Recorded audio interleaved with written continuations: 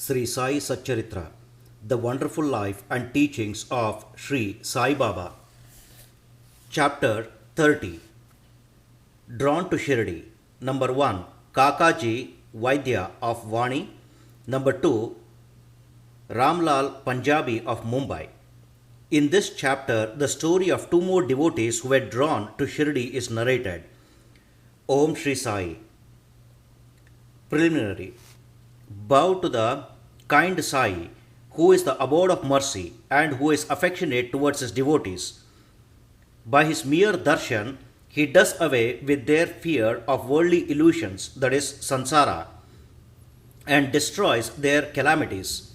He was first nirgun, that is, formless, but on account of the devotion of his bhaktas, he was obliged to take a form. To give liberation, self-realization to the bhaktas is the mission of the saints and for Sai. The chief of them, that mission is inevitable. Those who take refuge in his feet have all their sins destroyed and their progress is certain. Remembering his feet, Brahmins from holy places come to him and read scriptures and chant the Gayatri mantra in his presence. We, who are weak and without any merits, do not know what bhakti is, but we know this much, that thought all others may leave us. Sai won't forsake us.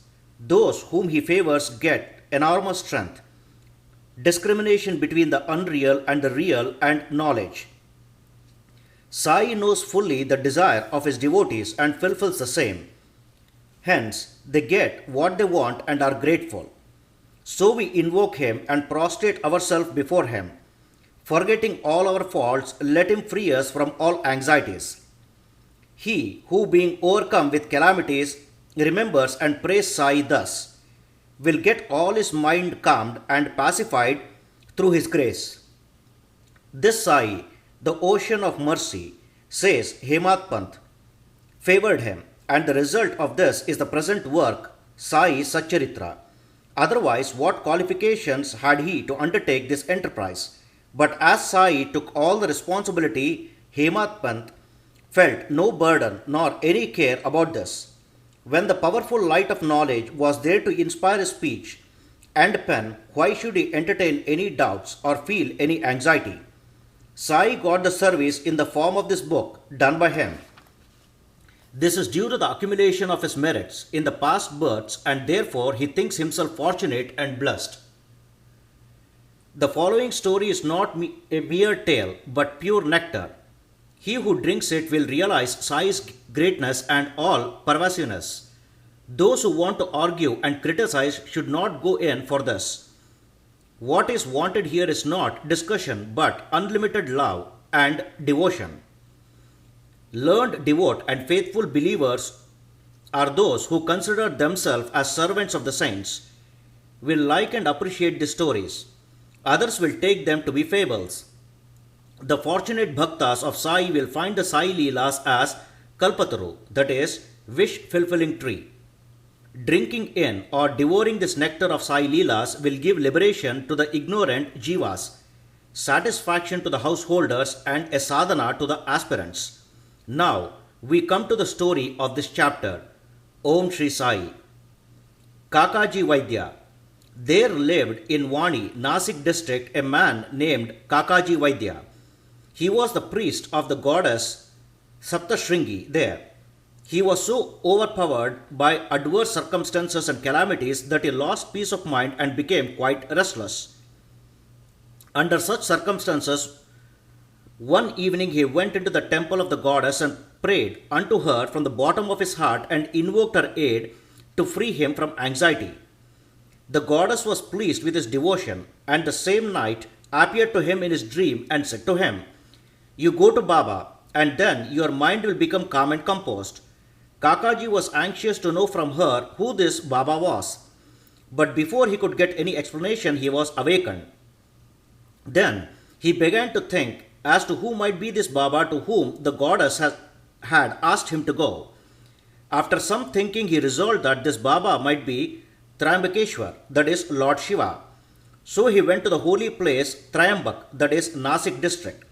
and stayed there for 10 days. During this period, he bathed early in the morning, chanted the Rudra hymns, did the Abhisheka, that is, pouring fresh water over the pindi, and did other religious rites. But with all this, he was as restless as before. Then he returned to his place and again invoked the goddess most pitifully. That night, she again appeared in his dream and said, "Why did you go to Triambakeshwar in vain? I am meant by Baba, Sri Sai Samrat of Shirdi." The question before Kakaji now was how and when to go to Shirdi and how to see Baba. If anybody is in real earnest to see a saint, not only the saint but God also fulfills his wish. In fact, the Sant, that is saint, and the Anant, that is God, are one and the same. There is not the least difference between them. If anybody thinks that he will go on his own wish and see a saint, that will be a mere boast. Unless the saint wills it, no one is able to go and see him. Even the leaf of the tree won't move without his bidding. The more anxious a bhakta is for the visit of the saint, the more devout and faithful he is. The more speedily and effectively is his wish satisfied to his heart's content. He who invites anybody for a visit also arranges everything for his reception, and so it happened with Kakaji. Om Shri Sai. Shyama's vows. When Kakaji was thinking about his intent visit to Shirdi, a guest came to him at his place to take him to Shirdi. He was no other than Shyama, a very close and intimate devotee of Baba. How he came to Vani at this juncture, we shall just see. Shyama was severely ill when he was very young, and his mother had taken a vow to her family goddess, Saptashringi at Vani, that if her son got well, she would bring and dedicate him at her feet. Then after some years, the mother herself suffered much from ringworms on her breast. At the time, she again took another vow to her deity that if she got all right, she would offer her two silver breasts. These two vows remained unfulfilled. At her deathbed, she called her son Shyama and drew his attention to the vows. And after taking a promise from him that he would fulfill them, she breathed her last. After some time, Shyama forgot about these vows, and thus 30 years elapsed. About this time, a famous astrologer had come to Shirdi and stayed there for a month. His predictions in the case of Shriman Booty and others came true, and everybody was satisfied. Shyama's younger brother Bapaji consulted him and was told about his mother's vows, which his elder brother had promised to fulfill at her deathbed and not yet fulfilled. Hence the goddess was displeased with them and that was bringing troubles on them. Bapaji told this to his brother Shyama, who was then reminded of the unfulfilled vows. On thinking that any further delay would be dangerous, he called a goldsmith and got a pair of silver breasts prepared. Then he went to the masjid, prostrated himself before Baba, and placing before him the two silver breasts, requested him to accept them and free him from the vows. As to him, he was his Saptashringi goddess.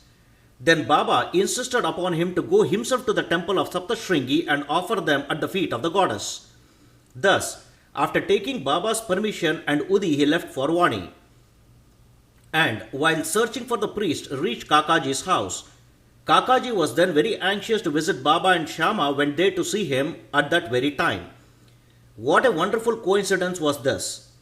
Kakaji asked him who he was and whence did he come, and on learning that he came from Shirdi, he at once embraced him. So overwhelmed was he with love that they talked about Sai Leelas, and after finishing the rites of Shyama's vows, they both started for Shirdi. On reaching the place, Kakaji went to the masjid and fell at Baba's feet. His eyes were soon bedimmed with tears and his mind attained calmness. According to the vision of the goddess, no sooner did he see Baba, his mind lost all its restlessness and became calm and composed. Kakaji began to think in his mind, what a wonderful power is this! Baba spoke nothing. There was no question and answer, no benediction pronounced. The mere darshan itself was so conducive to happiness. The restlessness of my mind disappeared by his mere darshan. Consciousness of joy came upon me. This is what is called the greatness of darshan. His vision was fixed on Sai's feet and he could utter no word. Hearing Baba's Leelas, his joy knew no bounds. He surrendered himself completely to Baba, forgot his anxiety and cares, and got undiluted happiness. He lived happily there for 12 days, and after taking Baba's leave, Udi and blessings returned home. Om Shri Sai. Kushal Chand of Rahata. It is said that a dream which we get in the wee hours of the morning generally comes out true in the waking state. This may be so, but regarding Baba's dreams, there is no restriction of time. To quote an instance, Baba told Kaka Sahib Dikshit one afternoon to go to Rahata and fetch Kushal Chand to Shirdi, as he had not seen him since long. Kaka Sahib accordingly took a tonga and went to Rahata. He met Kushal Chand and gave him Baba's message. On hearing it, Kushal Chand was surprised and said that while he was taking a noon nap after meals, Baba appeared in his dream and asked him to come to Shirdi immediately, and that he was anxious to go. As he had no horse of his own nearby, he had sent his son to inform Baba. When his son was just out of the village border, Dikshit's tonga turned up. Dikshit then said that he was sent specially to bring him. Then they both went into the tonga back to Shirdi. Kushal Chand saw Baba and all were pleased. Seeing this Leela of Baba, Kushal Chand was very much moved. Om Shri Sai. Ramalal Punjabi of Mumbai. Once a Punjabi Brahmin of Mumbai named Ramalal got a dream in which Baba appeared and asked him to come to Shirdi. Baba appeared to him as a Mahant, that is saint, but he did not know his whereabouts.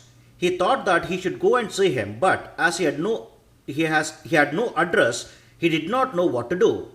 But he who calls anybody to him also makes the necessary arrangements for the same. The same happened in this case. The same afternoon, when he was strolling in the street, he saw a picture of Baba in a shop. The features of the Mahant he saw earlier in the dream tallied exactly with those of the picture. Then on making enquiries, he came to know that the picture was of Sai Baba of Shirdi. He went soon after this to Shirdi and stayed there till his death. In this way, Baba brought his devotees to Shirdi for darshan and satisfied their wants, material as well as spiritual. Bow to Sri Sai. Peace be to all.